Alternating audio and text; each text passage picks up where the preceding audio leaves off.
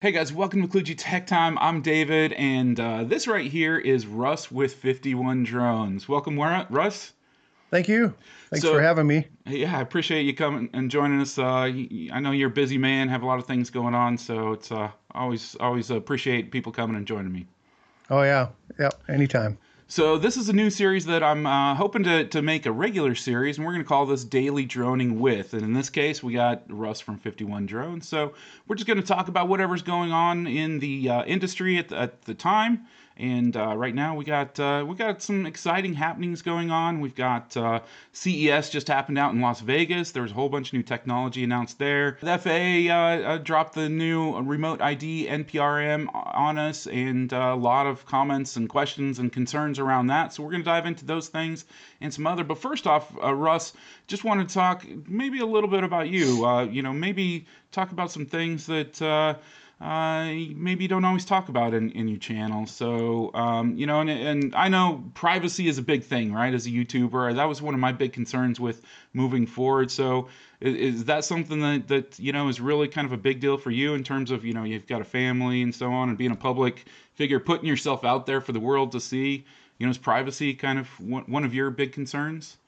Oh, absolutely. If you've watched any of my videos, you know privacy is kind of a big concern, especially when we talk about the FAA with their announcement, like you spoke of. But we're going to talk about that later. Yeah. But yeah, just keeping everything private and kind of keeping to yourself because you just never know in today's day and age when you have a family and you want to try to keep some of your information private. And I've always been like that. I'm not one to kind of get out so much in the public. I was rather hesitant actually to start a YouTube channel because of some of the things that I've seen online and some of the people have to deal with, some of the publicity. Not that not that the drone community is that big of a, public area or whatever that we really need to worry that much about it. But yeah, I get asked often. People will send me messages, asking me my last name and asking me where I'm from and all that. And for the most part, it's pretty innocent, and people are generally want to be, they want to know about you and they're interested. But it's just not worth it, I think, to put all that stuff out there. So yeah, I like to keep everything as private as I can. So yeah, it's always interesting to see how different people go about some things, right? I mean, there's some other drone YouTubers that basically put all their public information out there, and right. That was one of my concerns when I first started as well. I didn't even say my name was David for the longest time in my videos. It took me a while to even get to that part. So yeah, so that was just one of the things I'd noticed. You kind of holding yourself, kind of keeping things at a certain level. So yeah, and when I first started, I didn't tell people my name either. And then one of my subscribers that had been with me since the beginning, he sent me a message and he said, "You really should let us know who you are. At least say your name or whatever, because it gives more of a personal connection and people get to know you by your name." And that really made a difference, I think. So I think that's important. You don't have to put your social security number and your bank information out there, but you certainly give them your name, and so people get to know you. Yeah, for sure. Kind of the reason I got into this is I've always been interested in that, and that's been kind of my hobby and kind of my side thing where I love to do technology and photography and videography and everything like that. And so I think it's good to keep them separate, not only just for privacy reasons, but also because I don't want to have to deal with my work life and my fun life at the same time together. I prefer to keep them separate. And so it's kind of an escape for me. Yeah. The channel and drones and everything that I do on that side of it, technology is so much different than what I do for a real living that it's nice to get away and do this type of stuff. And so, yeah, very cool. So, and you mentioned that you have had an interest in cameras and that kind of stuff prior to your getting into drones. Yeah, when I was living in Wyoming for a few years, that's when I got my first real camera, and it was a Pentax. I don't even remember what the model number was, but it was a film camera, and I just started reading on it. Started reading a lot of books, going to the library, and then I upgraded to the Canon A2E, which is kind of revolutionary at the time, and I would go hiking in the mountains in Wyoming, and I'd go to Devil's Tower, and I'd go to the Black Hills and Spearfish and Rapid City and all that, and just work on photography. And it really became a passion of mine. It was kind of an escape. Me and my dog would hop in the pickup, and we'd drive in the mountains, and I'd go take photos. And then the video thing kind of came a little bit later because I'd always liked getting into video, showing my family kind of the highlights of our family trips and things like that, and started making those. And I think that's how a lot of people start. They record their lives, and then they make something cool out of it, and they share it with their friends and family, and then they say, hey, that's really cool. Can you do that for me? And so it just kind of slowly turned into that. And, every Christmas I would give a DVD to our family of our family camping trip that we would take every year. And people really enjoyed that, and I enjoyed making it. So that's kind of how I got on the video side of things. And then drones was the next step. And having the ability to get photos and video from a whole new perspective is why I really got into drones. I mean, I've never been that much of an RC fan. I've never really had remote control much of anything. Yeah, me neither.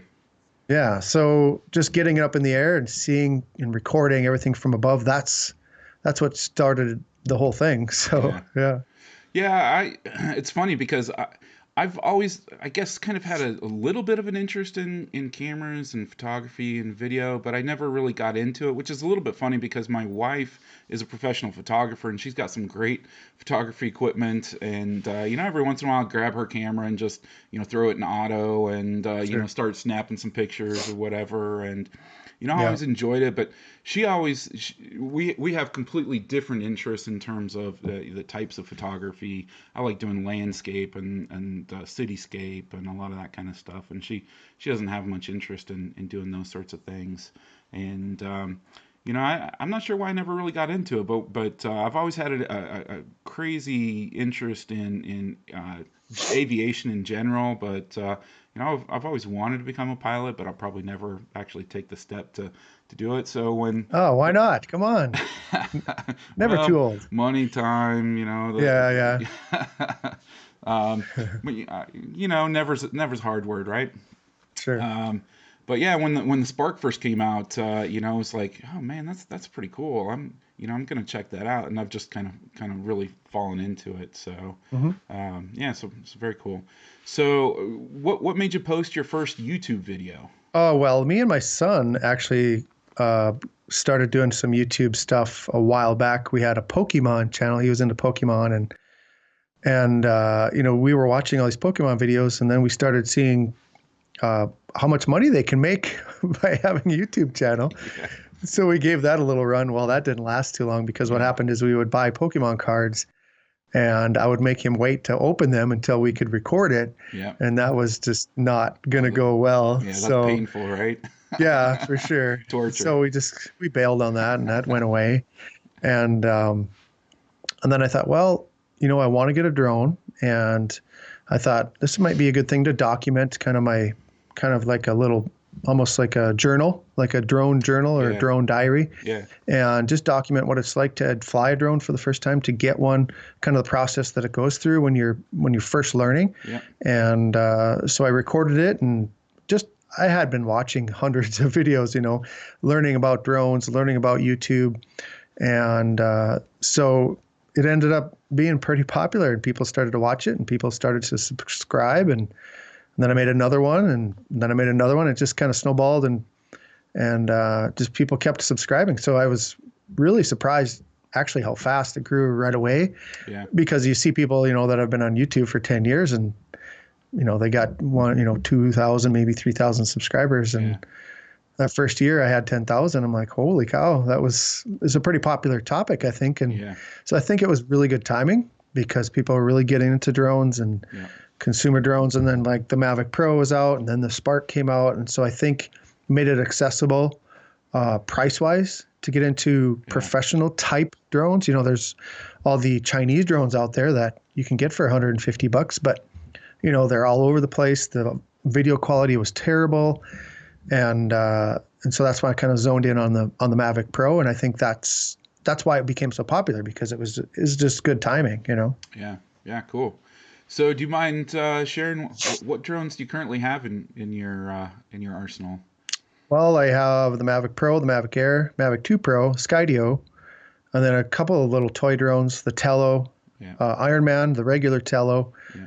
And really right now, all I've been flying is the Mavic and the Mavic Mini. I forgot to say that one is the Mavic Mini and the Skydio because Yeah.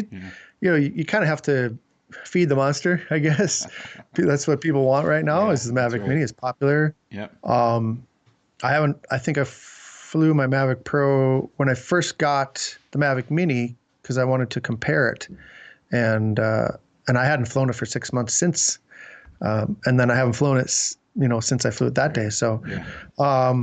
but I love it. I mean, I still love the Mavic Pro. It flies great, Yeah. gives good footage. Yeah. And, actually, I think it's better footage than the Mavic Mini, but you just you can't fly everything every day. Yeah. People are asking for it. People want to see it and people get you're getting the views and stuff like that. So, the Skydio is definitely the most interesting drone that I have because it's so much different than what I'm used to. So, it's really cool. It's not for everyone. I'll say that right now. Yeah. I don't know, like you don't have yours anymore, but, um, well, We don't kind want to of. talk about that one. You kind of have it. Yeah, No. well, we'll hopefully have a video coming about that soon. Yeah. Yeah. So, I don't think it's a drone that I'm going to fly too much, and I probably won't keep it for the long term. Yeah. But I'm having fun with it right now. So, Yeah, cool. So if you were to just go out and you're just for yourself wanting to go out and go capture some cool place that you haven't been to, and you weren't doing it for a YouTube video, you weren't doing it for anybody but yourself, which one of your drones would you probably grab to go capture that? Mavic 2 Pro. Yeah. Absolutely. Just because the video quality is, I mean, perfect for me anyway, for what I would use it for. Yeah. It's the quiet, the connection, flight time, and the video quality. It's all in one package. Yeah. I like the portability of the Mavic Air, but I just think the video quality is so much better on the Mavic 2 Pro. So, Yeah, and then the OcuSync, it just is so confidence inspiring. I don't go right. flying 5 miles away or anywhere any close to it, but Sure. just even in short distances, it's just so rock solid. It just never Yeah. breaks up. It just works. And with all the Wi-Fi drones, you just never quite sure. It just sometimes has little hitches in it, and sometimes it Yeah. just gives you some confidence issues. Yep. Absolutely. So yeah, cool. Yeah. All right, so of course CES just happened out in Las Vegas. Unfortunately, you and I didn't get to go. I'm hoping to get back sometime in the future. But what did you see coming out of CES? That what's the biggest thing, the one thing that you're most excited, and whether it's drones or not drones, something outside of drones. What's the biggest thing that you saw coming out of CES? Well, as a whole, I think the market is switching a little bit more out of the consumer market and into the prosumer market because, yeah, the Mavic Mini is a great price point. It gives good footage. It gets people into the hobby. But when you look at the drones that were announced this past week, All high those are, end. yeah, they're high-end drones. They're prosumers. The Yeah. Evo 2 and the Evolve 2 and um, I just think, the Falcon as well, they're a little bit higher priced, Hmm. but they're kind of within reach, I guess, of a lot of people. But I think that's kind of where the market's going because um, I don't know, people demand that video quality, they demand the battery life, they demand, they want high quality stuff, and so and this is maybe a little bit of segue into the FAA remote ID conversation, but I think that ruling it's gonna hurt a lot of small drone companies, especially a lot of those Chinese drone companies, because they're not gonna put the money into installing remote ID into those cheap drones. And so I think that these companies like Evolve or excuse me, I'm having a brain xDynamics. fart right now. xDynamics, Yeah. thank you very much. xDynamics, they're targeting those commercial pilots, and the Evo 2, kind of both could go either way. But the technology on these new drones it's amazing, and so they're feeding the monster. People want those high quality aerial footage and video. So Yeah, I'm excited to see that.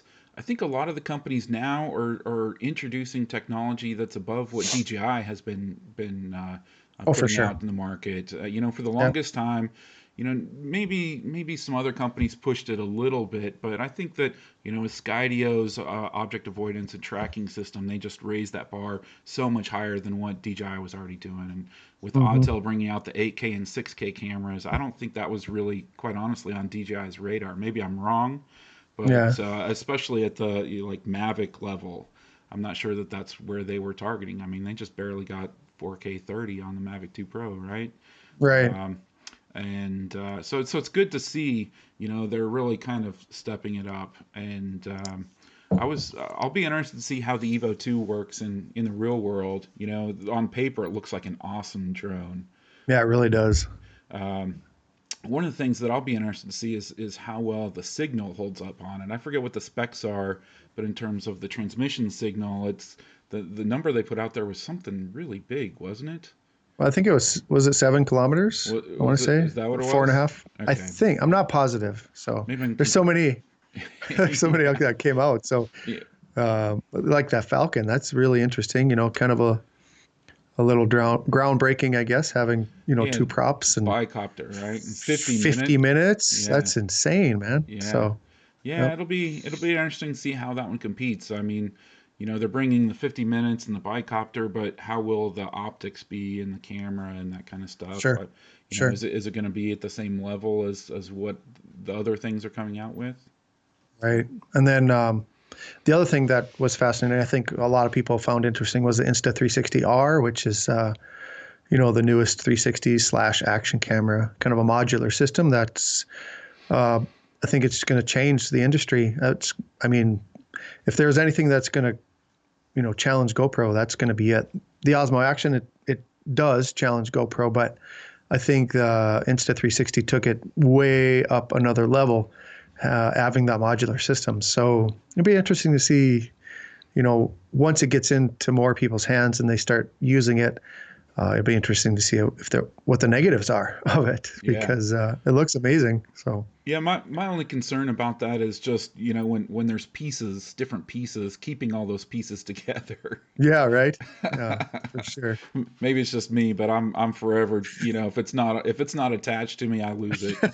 I know, me too. As the saying goes, I'd lose my head if it wasn't attached.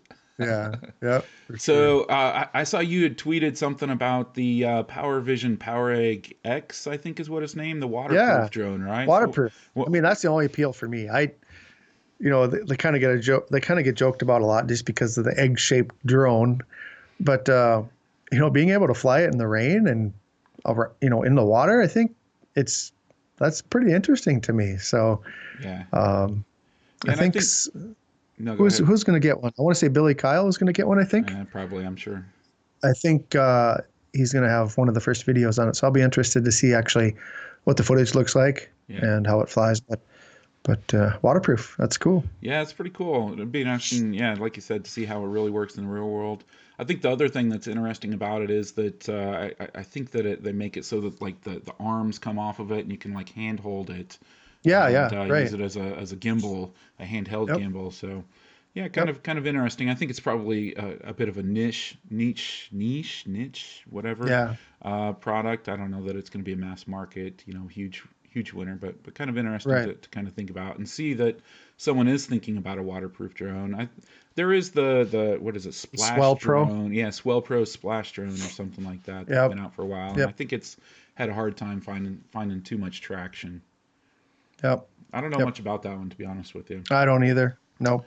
I think Uh, they were there. I think they were at CES. yeah, I know they So, were last year, and they had a pretty small booth, and yeah, I had a good chat with them. But yeah, it'd be interesting to see if they can parlay that into something else. So right. yeah, so FAA, brought out the Remote ID NPRM. You put Yep. out a video about that. Have any of your thoughts changed since you put out your video about it? And for anybody that's watching, I'll put a link, somewhere around for you to go. find the video that Russ has already made about that. But have you found anything more about it? Learned anything more? Have your thoughts changed?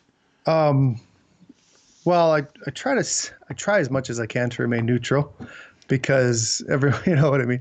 It's hard. It's hard to stay neutral, but Yes. but it's going to cause a lot of problem. As you can see from the comments on the video, there's a lot of concern about it. And when I look at the comments on other videos, it's definitely a lot of people have a lot of opinions on it, and mostly negative. And I think it's because it's pretty restrictive compared to what we have now. And it's a big change. Big change. Privacy is huge. It's a huge thing. And so a lot of people, the people that watch our videos, when you look at the demographics, it's the type of people that really value their privacy.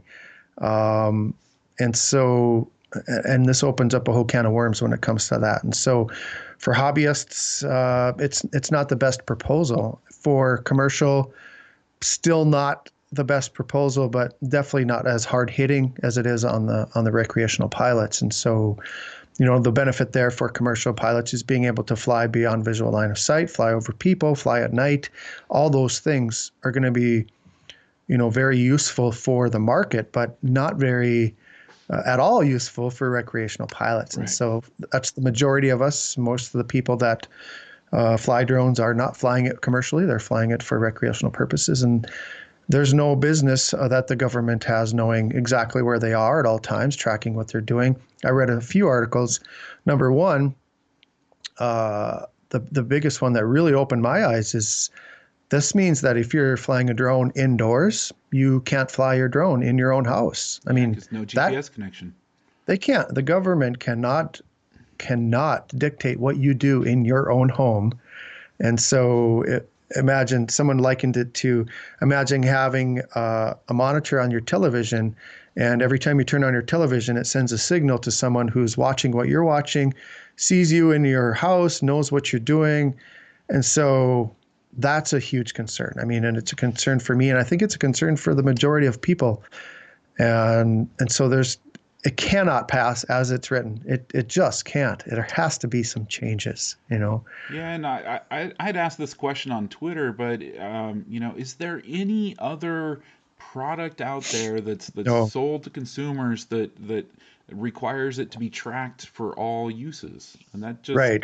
They can track your phone signal and see where you are, but they're not monitoring movement. And well, maybe they're not. We don't think they are monitoring movement and what you're doing when you're there. And yeah, sure, cars have license plates and boats have license and things like that, but you're not constantly being monitored, and that's never going to fly. And no pun intended, right? Yeah, that's. But what I don't know if this is even possible, but I think a reasonable solution or a reasonable compromise would be to, have broadcast. I have no problem with broadcast. Yeah, we're actually doing it already with our DJI drones, right? But if we could have a limit, maybe if they even limited recreational flights to maybe a lower altitude, maybe a shorter distance, to where you're only doing broadcasts. Once you reach a certain threshold, then it triggers the remote ID into internet, and so then they're monitoring everything, every movement or whatever. So for the majority of the people, when you're flying, you're not flying 2,000 feet away. You're flying maybe 300 to maybe 1,000 feet away. So if they could leave that area open, maybe lower our maximum altitude, 200 feet, even 300 feet or something like that, keeping recreational flights lower. Yeah, we're going to have to give up something for recreational flights. And I personally, I'd be willing to give up some altitude. I don't hardly ever fly at 400 feet. It's nice to, but most of my flights are 200, 300 feet. And so I think if they could make some type of compromise like that, and I'll probably put out a video like that suggesting that, and I don't know if that's possible. I don't know why it wouldn't be. But I just not being able to launch sometimes is going to be a huge issue. And then just the monitoring. it's not going well. Yeah, So, I mean, a lot of people are already upset with DJI not allowing them to fly in certain areas, and now the yep, government is going to blanket the United States with basically right, no-fly zones when if you don't meet certain criteria. And yep, and then for the network ID, they're going to charge you, right? They right, of course the government's not going to charge you, but they're basically building in contracts with third-party companies who are hmm, going to charge you. And they say it's right now they estimate $2.50 or something along those lines per month. But hey, you just listed off what, five different drones or something, six yeah, different yeah, drones, right? So do you have to pay that for each individual one? right, And there just becomes a lot of cost. The equipment, of course, is going to the manufacturers building the equipment are going to pass along yep, those costs for yep, to oh be able yeah, to build those features. They're not just going to eat those. yeah. That price that they put out, that's their guess. That I mean, Yeah, the FAA can't dictate what the contractor charges. Even though the FAA suggests about 250 a drone, the contractor might say $10 a drone. that's right. Or whatever to cover their costs. So, yeah, that's another big deal is the money part of it. So, Yeah, and then data, right? Data privacy. right. Who's going to have access to that data? Who all Yep. can Yep. who can those service providers sell that data to? Yep. Data is money. I mean, Facebook is made hundreds of billions of dollars off of Yeah. selling people's privacy, but Yeah. that's That's not the right. government mandating that, right? Right. So those Yep. are there's a lot of concerns. And just to be clear, so you'd mentioned earlier around beyond visual line of sight and night flight and flight over people. This proposal won't directly enable that. It just Right. sets the framework for them to then move forward with other proposals Yep. to To be get able to there. do that. So Yep. if Yep. this is going to take 3 years, 4 years estimated to get this remote ID in place, then you add another year or two or whatever beyond that to get those proposals into place as well. So we're talking, pretty far down the line. Yeah. And, the FAA is not known for doing things quickly. So it's probably going to take that long. Yeah, Um, but on the other end, time goes fast. 3, 4 years are going to be here before you know it. And so, absolutely. um, a lot of people right now are concerned from the people that I visit with and the comments that I read. Well, I won't be able to fly my Mavic Pro anymore. Well, you probably won't be flying your Mavic Pro 4 years from now anyway. You know what I mean? Yeah, So a lot of people are concerned about the drones they have now. They won't be able to fly them. There's going to be different drones out there. You're probably more than likely going to have a different drone. Not the majority, but the drones you have now, you're probably not going to be flying them. So I don't know if that is so much a concern as the privacy, the data, the money, and not being able to fly where you want to. You yeah, know, yeah. so I agree.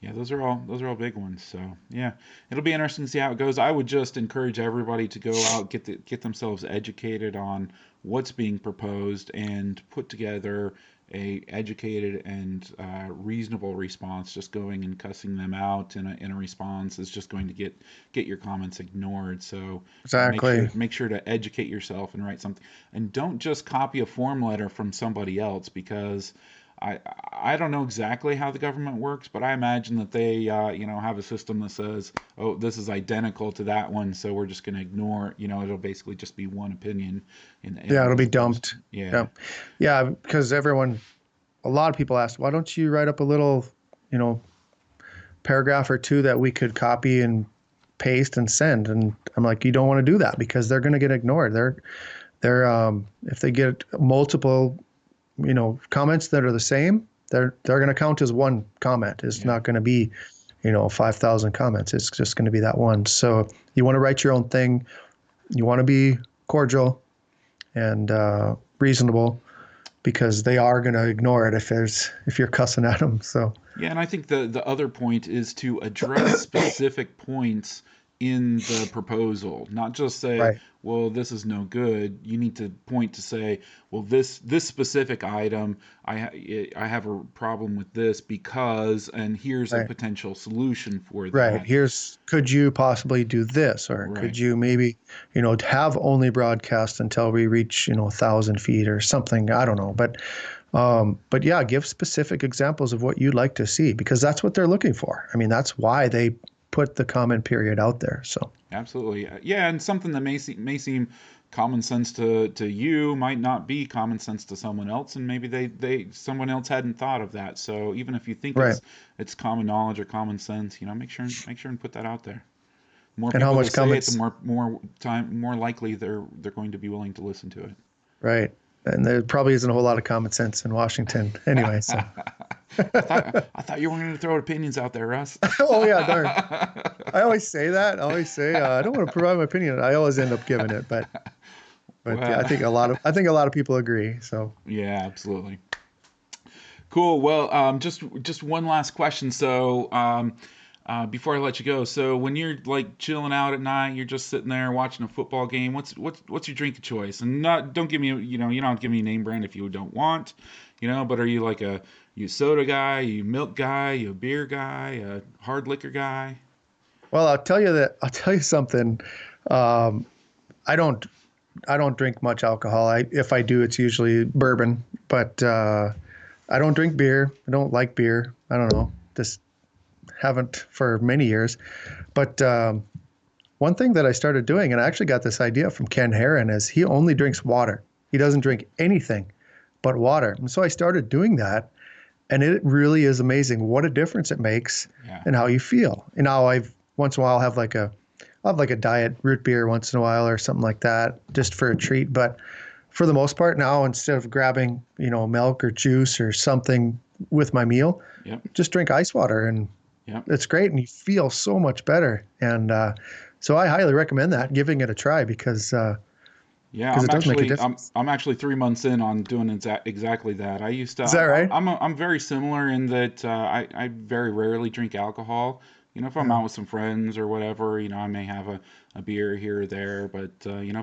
if we're just hanging around the house, Yeah. I'll never grab drink like that. But I drink way too much soda, and Yeah. yeah, about 3 months ago I decided, what, something's got to start changing.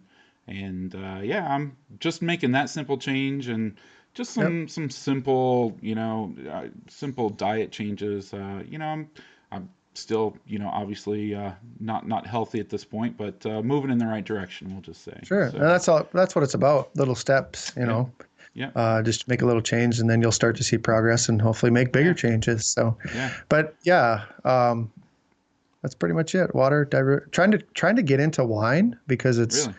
supposedly healthy, but I can't find one that actually enjoy. Yeah, Yeah, I have a buddy that always, he'll give me a couple bottles of wine. Here, try this one, and we'll end up drinking half a glass, and then we yeah, don't drink the rest of it because yeah. I just can't get into it. But I know it's kind of good for you. So, but yeah. Or So somebody that really likes wine is telling you that it's good for you anyways, right? yeah, exactly. Yeah, right. Yeah, yeah, Yeah, when I used to travel for business quite a lot, and when I'd be on the road with other people, they'd get a bottle of wine for dinner or whatever, and I'd have a glass with them. But it wasn't something that I mean, it was okay when I drink it, but it wasn't something that I'd ever go back and I honestly never knew what I was drinking. Right? I don't know if it was right. a Merlot or I don't know. I don't even know anything about wine to know what it was. So yeah. Anyways. Red or white? I don't know if red or white. Yeah, that's about all I knew for sure. Yeah. Yeah. All right. Well, cool. Thanks, Russ. I really appreciate you taking time out of your day. I know you got a busy family life and busy work life, so we'll let you get back to that. And probably another video coming out here soon. You mind sharing what you got coming up, or? Well, actually, what I have coming is a drone that we haven't seen in a while, and so it's I got a well. That's all I'll say. I got a Okay. drone Cool. that I'll be doing a drone review hopefully soon. Some more Osmo Pocket footage because I love doing the Osmo Pocket, videos because people love the Osmo Pocket, and I've been using it a little bit more, and it's just it's amazing what you can do with this little camera. So, Yeah. They've really done a good job of improving both the pocket and the action over time, haven't yes, they? yes, absolutely, They're both completely 100%. different cameras from when they Yeah, were launched.